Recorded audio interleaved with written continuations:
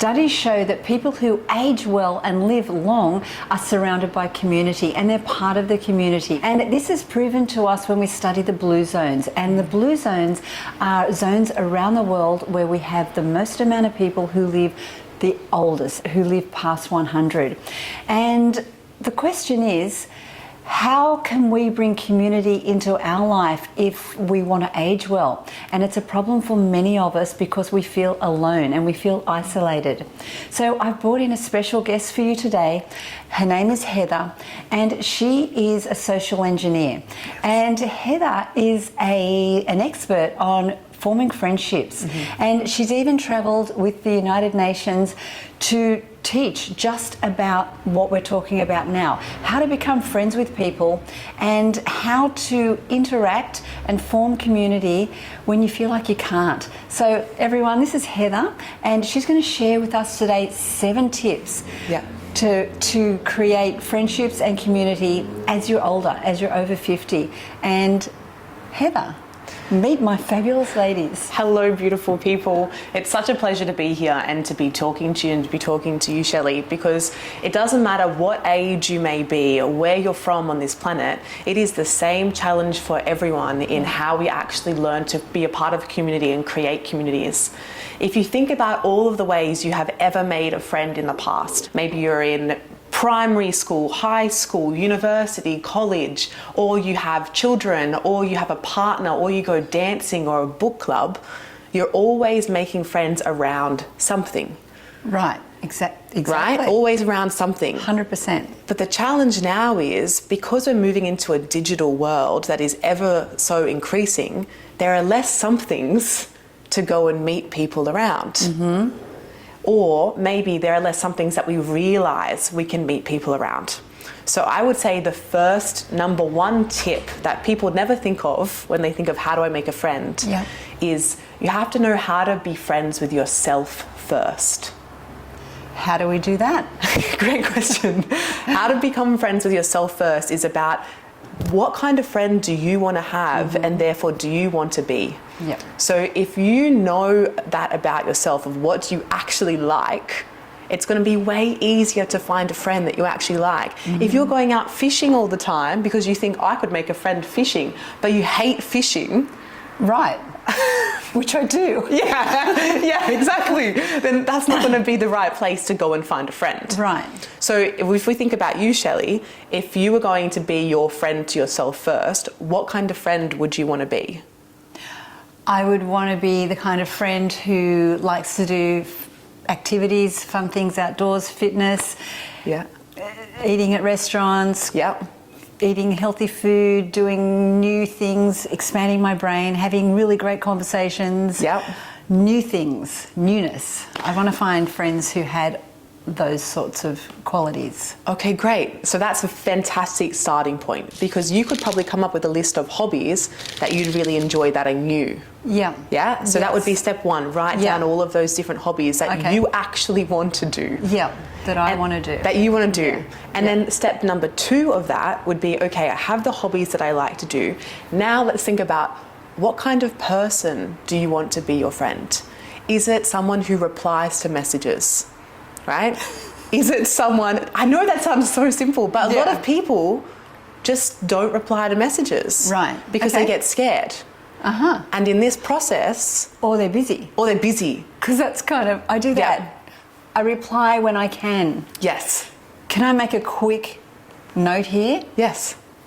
My generation, and I'm not generalizing, compared to your generation, like I feel you guys want answers instantly.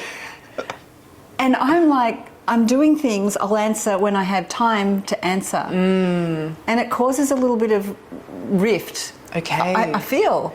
Because like, why isn't Shelley answering me? It's like, and I'm thinking, the opposite. I'll reply when I have time. Yeah. I don't know if you think the same way, but is that a thing? You like to be answered instantly? It's absolutely a thing, I think, in generations as, before, we're not sending a letter and waiting for it to be responded to, you know? True. And we're also not sending an email and waiting for it to be responded to. Sometimes I have email pen pals myself who I've met from around the world, but most of the time it's on these instant messaging devices. Right. And I would say I'm not a very good representation of my generation, because I also get busy and think, oh, it's okay, I'll respond to them later. Yeah. But what I've noticed is a really good way to actually bridge the gap. But when you're making a new friend, is to tell them exactly how it is. Huh. So when That's a good idea. Yeah, so when you meet someone and you're having those initial conversations, let them know straight away, just letting you know that sometimes it takes me a week to respond, but I really want to be connected to you. That's great advice. That's great advice. Yeah. Because I think when I make a new friend, that's a good thing for me to say. If I don't answer you straight up, it doesn't mean that I'm not thinking of you and I don't want to spend time with you. That's just me. Yep. I get caught up. Yep. And then they know. Great tip. They know what your boundary is. So we'll do that. It's number 2. Okay. Tell people how it is. When you're starting as a friendship, tell people how it is. And this is friends, not partners. We're not looking for love. No. We're looking for friends. Yeah. Girlfriends. Yeah. Friends, mates. Yeah. Yeah. Exactly. Yeah. And then when we move from step 1, step 2, right, these are more about us. They're us creating great boundaries of telling it how it is. Right. It's also us deciding what kind of friend we want to be, which is really important. Yeah. And then number 3 is like, how do you find these people? Exactly. Where are they? Because there's over 6.4 billion people on planet Earth right now. Yeah. There's got to be someone who wants to be our friend. Right. Someone out there wants to talk and hang out and do new things. Right. But it's, where do you find them? So what we have to look at is back to that list of hobbies that we have and work out where in our community are they actually happening, and how do we sign up to be a part of it. So maybe it would look like finding a local writing group. Okay. Let's use that as an example. Maybe I'm like, or a book club. Maybe I'm like, I love books and reading, so I'm going to find a book club. So how do you find it? How would you find it, Shelley? Well, I would probably, me personally, I wouldn't look. Busted! Because it's not something that I would do. So I'm glad I'm talking to you, because you're helping me figure this out. I don't know, where do you look? Yeah, great. Okay. So do you know where to look? Do you know where to look? So I would say that the best place to look is firstly Google. Just straight away on Google, you can write down book club and whatever your suburb is. Okay. And then if something pops up, then it might be at a local library, or it might be as a part of a local club, or there's definitely things that are available. Sometimes though, there is nothing. There's nothing. There's nothing available. And you're like, well, where am I meant to go? I would say that there's a website, and we'll put it in the description so you can look at it. I've used it a lot traveling the world, and I know many people of all ages who've also used it. It's called meetups.com. Now, meetups.com, this is not an ad, by the way, this is just a really helpful search tool. Meetups.com allows people of any type of activity to create like an event to tell you that it's happening. Okay, is that free for people to create an event? It's free for people to create events. So you could create your own event and say, I want to read my book in the park. And then people might come and meet you in the park. Really? Yep. Or you can find one that's already existing. Okay, that's great. So for the ladies who are extroverts, that's going to be a fun thing to do. Yeah. For the ladies who are introverts, they're going to go, that would terrify me. So maybe we can address that later on in another tip, because it's hard. I think it's harder to find a friend if you're an introvert. Yep. So that's a great idea. So you can start your own join me in the park for a read. Yeah, I would say that that's intense though, right? It's pretty fun. If you have no friends and you go straight to I'm going to make an event, that's a lot of work. That's a lot of work? I would say that it would be way easier to just join something that someone else has already made. Okay. Yeah? Yeah, join something like low level that you could, if it's not your vibe or it's not your energy, you could slide out and leave. Exactly. Whereas if you created the event in the park with your book and your picnic blanket and you don't like the people, you got to stay. You're the host. When I was traveling through New York City, I actually went onto meetup.com and I looked for a book club. Not because I actually wanted to be a part of the book club, but because I had heard so many beautiful moments about people being in book clubs in Central Park. And I was like, I want to be that person as well. I want to be a part of the book club. And I actually found one on meetup.com and went and joined them. Was it fun? It was so much fun. Did you make a friend? I did. Yes. I really did. See, it works. It was so much fun. And the interesting thing is that not a lot of people realise is that friendships don't necessarily have to be long-term. Yes, yes. They don't have to be a long-term thing. People are in our lives for a reason, a season, or a lifetime. An amazing mentor of mine told me that, and it's always stuck with me: a reason, a season, or a lifetime. Yeah. And so if we look at the science of this, right, what's actually behind connection and feeling like we are a part of a community, it doesn't have to be for a long-term scenario. It can just be a touch point. Yes. So if I talk to you on the bus on my way to work, Shelley, and I never see you again, my life is better off because I started that conversation. Right. And we define that as a friendship. We can define it as a friendship, yeah. We can. So I've made a friend. Yeah, I've made a friend, because that person, you may not ever see them again, but what if you do? What if you do? And did that encounter make you feel good in your heart? Yes. Because the definition for me of having fun with a friend is when I leave and I feel full. Yes. I feel filled up. I feel that was a good experience. So we can make it that a micro friend. I like that. And one of the things I feel like for me and maybe for everyone else is, you think to make a friend is something that you've got to do over and over again, have this friendship where you know each other so deeply and then they're classed as my friend. So you're saying no, that's not the case. Doesn't have to be. So it's a change of perception around what a friend is. Exactly. So a friend can be someone who fills you up for the moment, and then hopefully you see them again. Exactly. Okay. It actually happened to me when I was traveling again in America.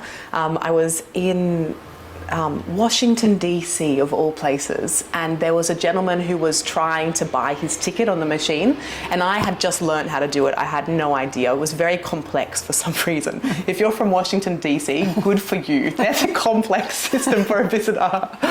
And I helped him to do his ticket, and then I took him to his train, Shelley, to his train, and put him on the train and said, good luck. And he was from Germany, he was traveling. I said, good luck. The doors closed. I stayed on the platform. He left on the train. The next day, I was outside of the White House and I was lost. I was looking around. I was like, I don't know how to get to this spot that I'm trying to. And then out of nowhere, I hear this voice calling me, Heather, Heather. And I was like, what? No one knows me here. Like, I'm just visiting. And it was the German man from the train. Stop. Out of nowhere, he had found me and he said, thank you so much for helping me yesterday. Shall we go and get an ice cream? You look a bit stressed because you don't know where you're going. And I said, that would be great. I never saw him again. We just had an ice cream and watched the sunset over a new city neither of us had ever been to before, and then just said our goodbyes. I love that story. I love that story. So, that's given me a shake-up. Because I'm thinking a friend is a friend. Like a childhood friend, or the friends you have when you have children and you've all got the same interests. Yes. So that's a micro friend. A micro friend, exactly. Like we do micro workouts. Yes. I love micro that. friend, a micro workout. And so my tip That's so number good. 4 Yeah. is about micro friends specifically. Is it? It is. It's so how can we create more moments of joy, like you said, that fill us Fill up? us up, yeah.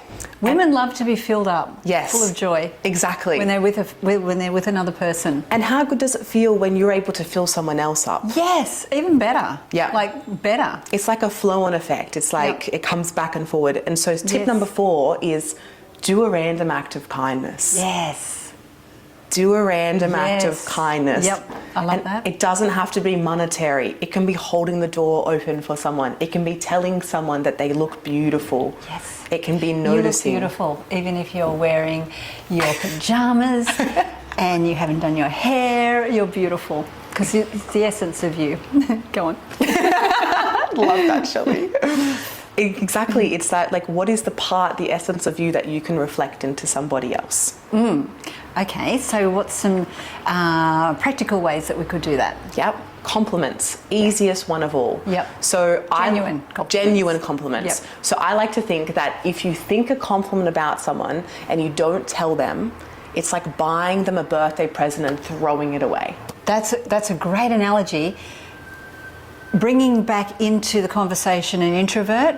Yes. An introvert might say, "Oh, you look so beautiful," but they're going to feel shy to pass that compliment on because they'll feel they're going to get rejected or laughed at or whatever. Yes. So how do we deal with that? You could write it down. Oh, yeah. You could write a note before you leave for your house. If you're leaving the house for that day, you can literally just write a compliment on a piece of paper, or like a tiny little piece of paper, and fold it in half and wait until you feel that that's the person that you'd like to give the compliment to, and just hand it to them and walk away.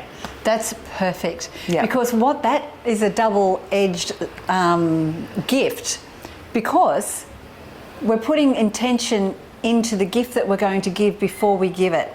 It's not spontaneous, it's thought about. So exactly. It's deeper. It's a deeper gift. Yep. I really like that. It's a good one, I'm right? gonna do that. It helps. Yeah. And then sometimes that person is like, "Hey, come back. I would like to talk to you." And if you feel like it, you can. If not, get out of there. Yeah. Either way. I've done that before when I like to pay for petrol or gas for someone behind me who's like someone my kids' age who I know doesn't have, they're putting in a small amount of petrol because like they can't afford to fill up. Yeah. But when sometimes they catch me and like I usually just walk out and drive away so they don't know. But sometimes they catch me and they run out and they go, oh my God, thank you. But it's like, it's all good. Just go and enjoy your day. So I feel a little bit overwhelmed by that. Yes. I'd rather just go and let them have, oh wow, that was fun. Yes. Yeah. The other day I was at the bank with my partner, and the woman who was helping us was so sweet. She was just so kind and so sweet. And we had to go down and come back up into the bank with some more documentation. And we passed a florist, and I said to Adam, I said, you know what?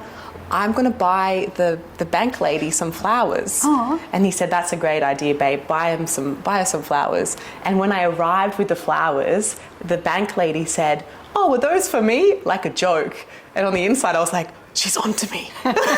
My plan was to give them to her at the end. Oh. So I didn't have to have that awkward moment. The awkward moment. And then we have to stay there at the bank until it's finished. And I was like, oh no, it's so awkward. And she made that joke and I said, ha ha ha.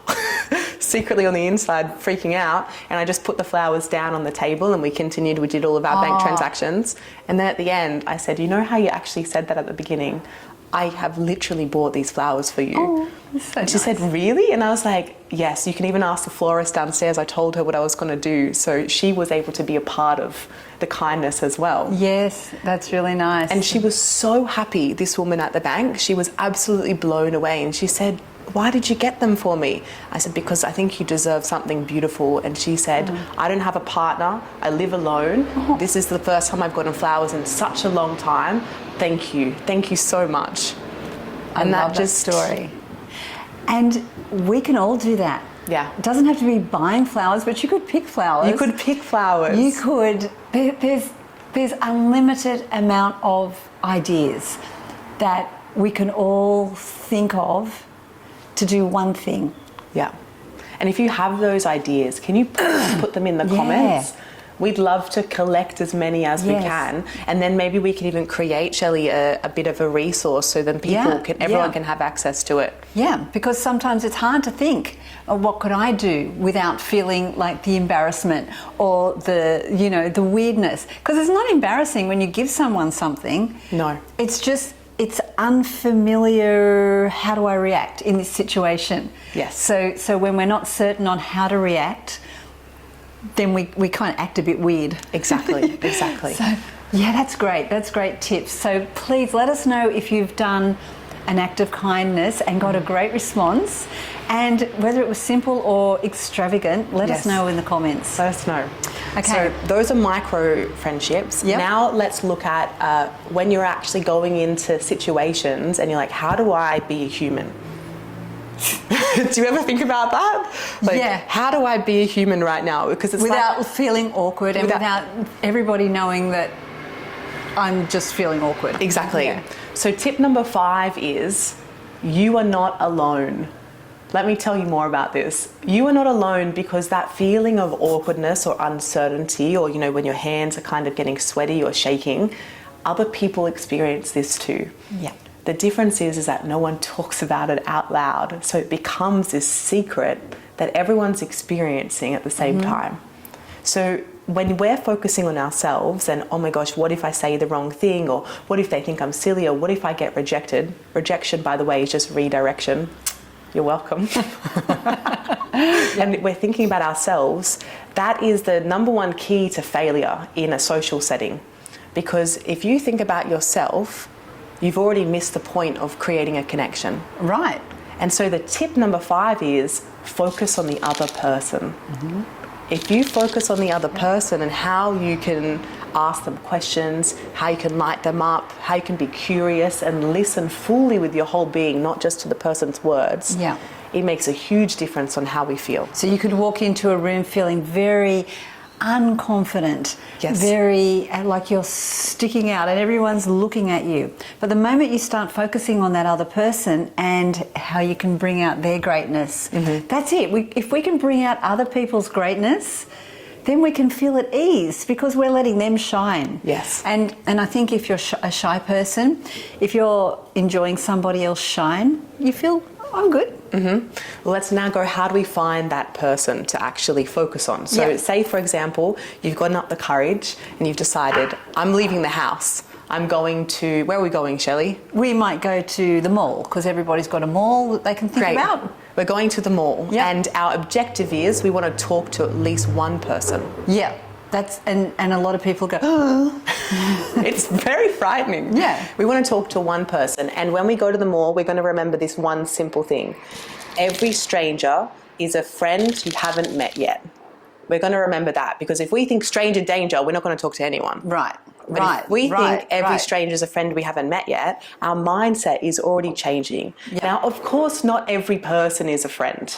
Of course, we have to use our discernment and the way that we process our world that makes us feel most safe. Absolutely.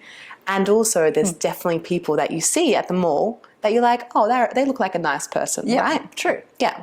So you're going to walk up to who, Shelley, at the mall?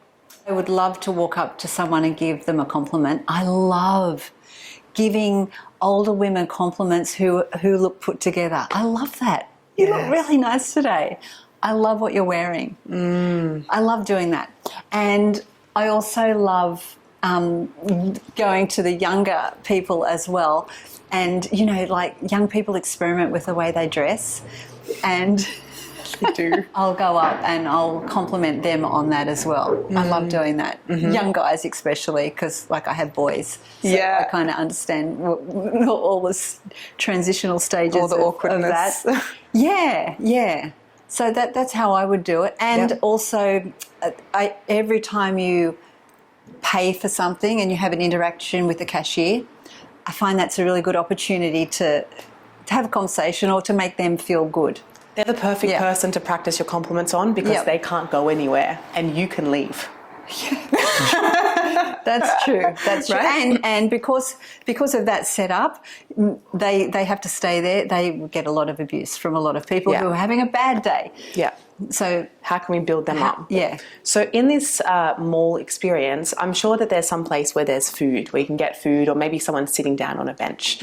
Now, because I'm a social engineer, this is my obsession. So I practice across many different countries these different tips that I'm telling you. Otherwise, I would not tell them to you if they were not proven to work again and again and again. So something that you can do is, if you see someone who is sitting alone while they're eating, or if they're sitting alone on a bench, or even if they're not sitting alone, it could be a couple of people, but you look at them and you think they look friendly, right? Don't talk to someone who doesn't look friendly. You're setting yourself up for failure. True. right? Start True. with someone who looks friendly. And what I would literally say to that person, and that we all could say to them, is, hi, I've noticed that you are eating alone, sitting alone, or I've noticed that you look like you're having a good time. I'm here by myself today, and I was wondering if I may be able to join you. Really? Absolutely. Okay. That would feel like That a big scare step. you? Yeah.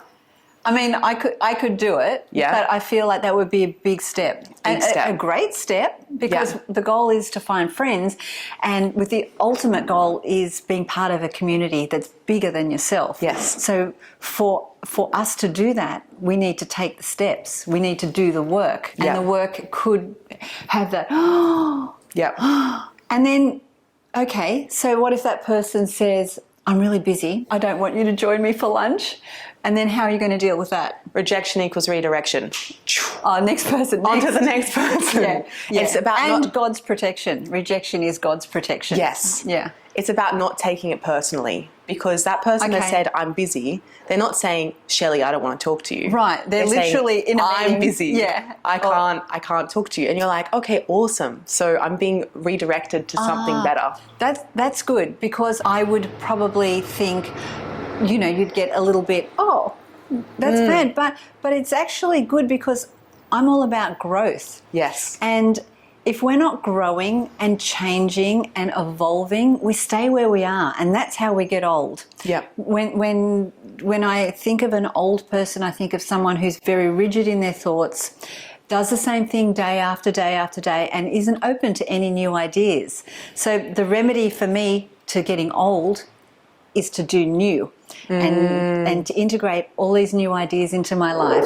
Yeah. And that's what it keeps me vital and keeps me excited about life.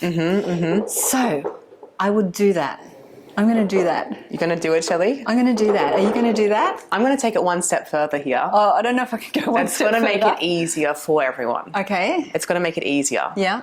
I'm going to dare you to do this challenge. And so that means that when you walk up to this person, you're going to say, hi, I'm doing a challenge where we need to talk to one person we've never spoken to before. That would feel easier. That's easier, right? That would because feel now you're on easier. a mission. You've got a mission. Yeah. So Yeah. I'm doing the Fabulous 50s Friendship Challenge, and we need to talk to one new person. Okay. Can I ask you a question? And they're going to say, okay. Oh, it's because it's like an interview. Yeah, they're going to say, okay. And then here's a question for you. You can come up with your own question if you have your own question, but maybe you want to ask this question if you can't think of anything. And you're going to say, the question that we're all asking each other is, when was the last time you were really happy? Good question. When was the last Really time good you were really question. happy? I have asked this to people on the train again and again and again. And everyone always has an answer that is different. Okay. I love that. Can you let me know in the comments if your heart kind of went like this? I can see your heart doing this. When Heather introduced the first part of this challenge without giving us the second part. Just put yes or no, and then did it soothe a little bit when we got the second bit of information? And I like that second bit, because I can do that. You can do, you're a challenger. It's not about Shelley I'm anymore. an introvert. I'm Yeah. an omnivert, but I love Yeah. being with people, and I get filled up when I'm in a room full of people. Yes. But I'm also shy. So, Yes. yeah. Yeah. You're never going to believe this, Shelley, but when I was growing up, I was so shy that in a social situation, I would stand against the wall and hope no one would talk to me. Yeah. I think a lot of people do that, Heather. I don't think I'm the only one, A lot of us right? do that, yeah. Yeah. And it's this feeling of, it almost feels like the world is trying to swallow you up, and that you have no air left in your lungs. Yeah. And it's this like, you don't know who you are anymore, even though you're a very interesting person and you have amazing things to say and people love us, but it feels scary. Feels scary. And that's why these tips are so helpful and important, because making friends and feeling connected is exactly the same as a workout. It's a muscle. Right. It's a muscle that we're See, moving. we understand that. Yeah, it's a muscle we're moving understand again and that. again. So in our brain, I want you to imagine it like you've got a highway system. So when you first start to do something new, this is called your neuro pathways. When you first start to do something new, it's a dirt road. Yeah. It's just a dirt road. It's so bumpy when you're driving on it. It's really uncomfortable. Sometimes you turn around and go back because you got stuck. Yep. You don't go. When you do something again and again and again and again and again, slowly it goes from a dirt road to a one-way street, to a two-way street, to a four-lane highway, to something that is going to happen even when you're at rest. So the reason we practice things like acts of kindness or giving someone a compliment or even talking to a stranger, the reason we practice these things and the mindset that we talked about in tip number 1 is so that we can actually have the tools to build our highway. So when we're at rest and we're just going through our normal life, our first feeling isn't, I'm so scared, I can't do this. Right. Our first feeling is, every stranger's a friend I haven't met yet. I can do anything. I love that. That works because we've got to train ourselves to be, 1% better than yesterday. Yes. If we can incorporate one new thing a day, and, kindness and friendship can be one of them. Working out can be another one. New brain games and trying new things, meeting new people. Yes. Painting. Something new. It stops us from getting old. And old isn't our age. It's our mindset. Yep. And we want to have a young mindset. We want to have a young mindset. Because it's way more fun than having an old mindset, stuck, rigid, never changing. Mm-hmm. Let me know also if you know anyone like that. And are you becoming that? And if you are becoming that, that's okay. Try this. Yeah, try something new. Try something new. Have we got another tip? I've got another tip, Shelley, because I think that this is going to be a 6? game changer. Number 6. Tip 6. Now, we've talked about who we are. We've talked about micro interactions. We've talked about putting ourselves out of our comfort zone and going and doing something new. And now this tip is for when you're in those situations, you've gone on to meetup.com, you've found a group that you want to go into, maybe it's in a bar, maybe it's in a restaurant, maybe it's in a park, and you're feeling very nervous, but you're brave, right? Courage is feeling scared and doing it anyway. You're feeling scared. And this, I always do this. I was just telling Shelley this before we started filming, is that when I go into a bar and I feel nervous and I'm by myself, but I know that I want to do it, right? Past me, who makes good choices in a good state of mind, said, this is a great idea. And now current me is at the bar saying, this is a horrible idea. Yeah. And I have to listen to past Heather, who knew that when I set up this date for myself, that it was important, right? This date with myself to make friends. And so what I do, and whatever everyone can do if they'd like, is that when you go into a new place, have a look around as you walk in and immediately walk to the toilets. Or the bathroom. In Australia, we call it the toilets, the bathroom, the lavatory. Immediately walk to the restroom. Because then you get a moment in a safe place. You can go into the cubicle if you like. You don't need to use the restroom. You can just go into the cubicle and have a moment to have a deep breath. Mm-hmm.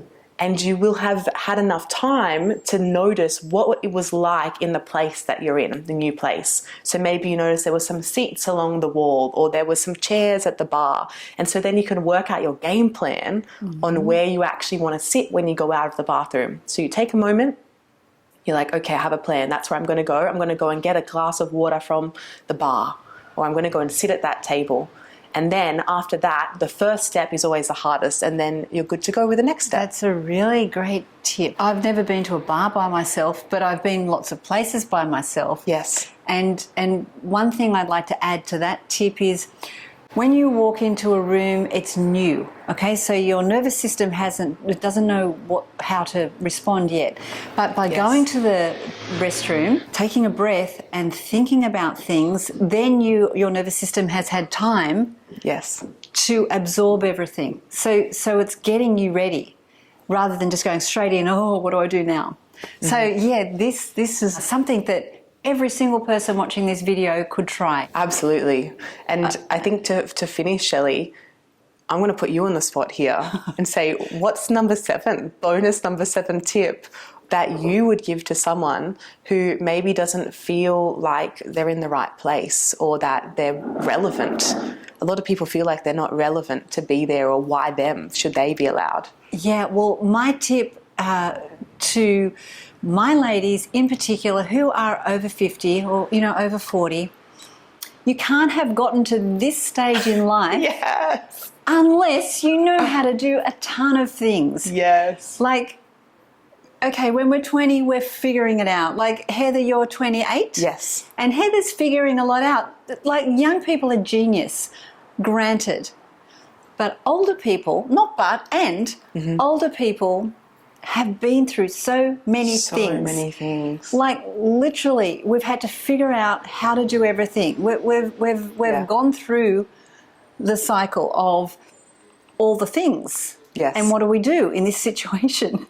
How do we figure it out? Because nobody knows how to figure out anything when it first happens. You live through the process and you live into your wisdom. And I think that the sheer fact that you are the age that you are, you have so much more than you probably give yourself credit for.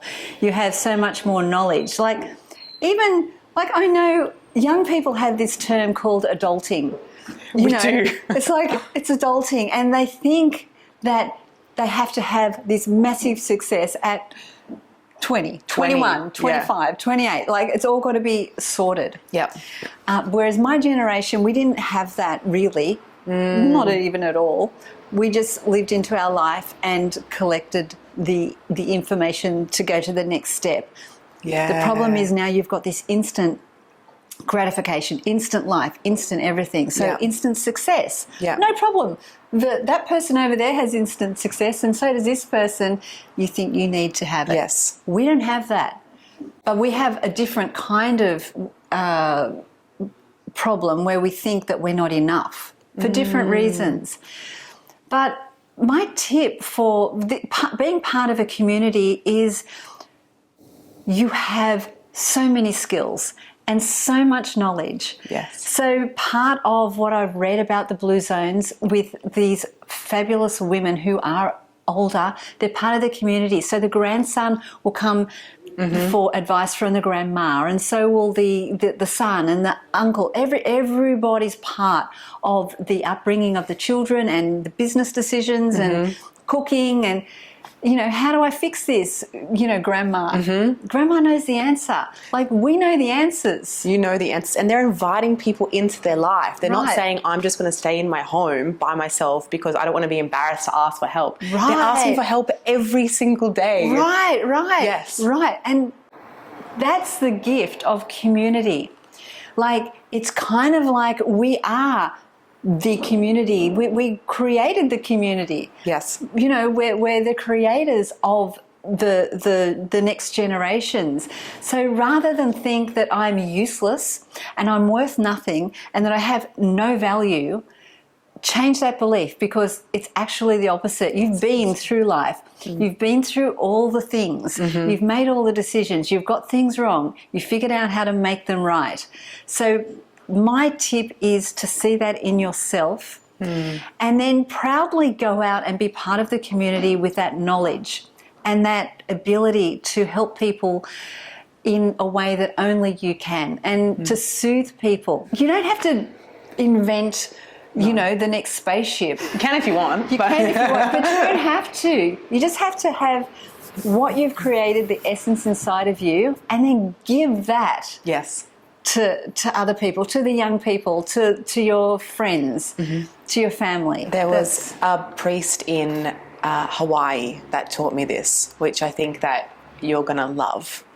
And it goes like this. Take a deep breath in. Hold your breath.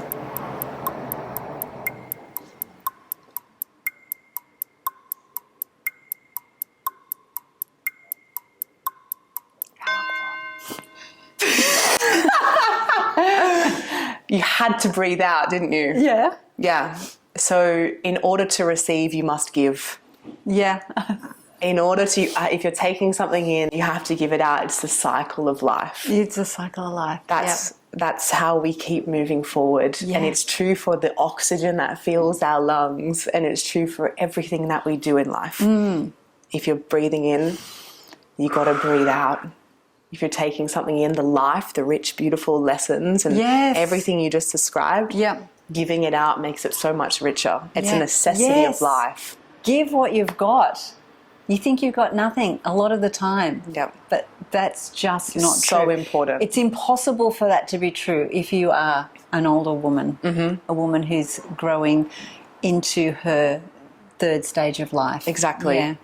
Now, in our fabulous community, we have noticed for so long, Shelley, that you have the most incredible, engaged, beautiful, vibrant community that is online. Yeah, we do. And sometimes we think that just because the community is online, it means that it's not real. Mm-hmm. But it absolutely is real more than ever in this era, that we get to be connected via technology. Like the fact that we're speaking right now is ridiculous. It's ridiculous. It's ridiculous. Like we're in your house right now, or on your phone, or that's ridiculous. I know. And so one of the things that Shelley and I have been talking about is how important it is to help our community connect even more, right? This amazing Fabulous 50s community. So we're going to be creating something called Fabulous Friends. Yeah. We're throwing the idea around because we're trying to figure out how we can help you fill that gap in the community part, because we know that it helps us age well, and we know that it helps us feel like we're needed and we're valued. Mm-hmm. So that's why I've asked Heather, what can we do to help my ladies feel part of something? Yeah. Because they're not, a lot of them aren't feeling part of something.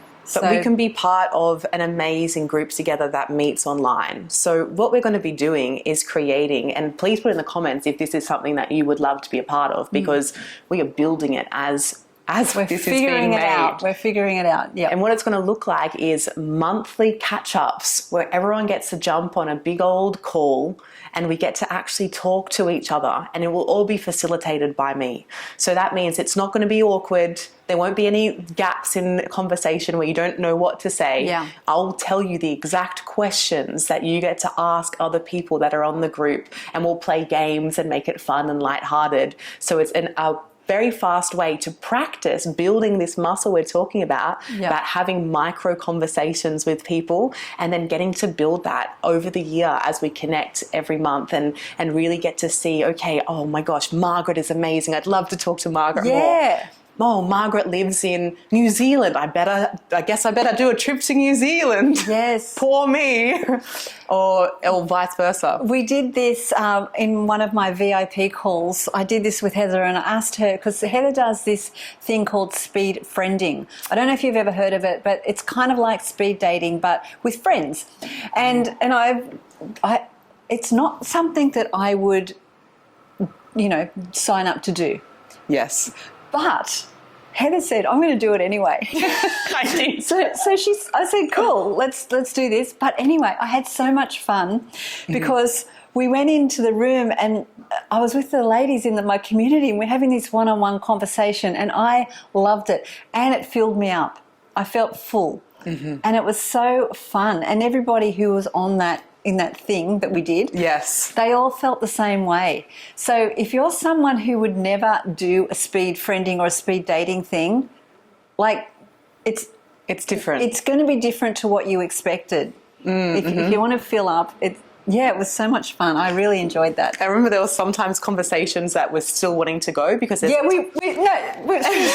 of the conversation, we're going, no, we want to stay here. I had to forcibly exit people from their conversations with the technology powers. Yeah. We're having a good chat right now. We were. Everyone had their cups of tea. And it's like when you get a group of women in a room together and the conversation's on fire. Yes. Like, you don't want to be telling us that we've got to stop talking. No, exactly. We haven't I made used all that our mistake. words up. Women like to use all of their words up, and men have got their words, and once they're said, they're it's done. They're going to sleep.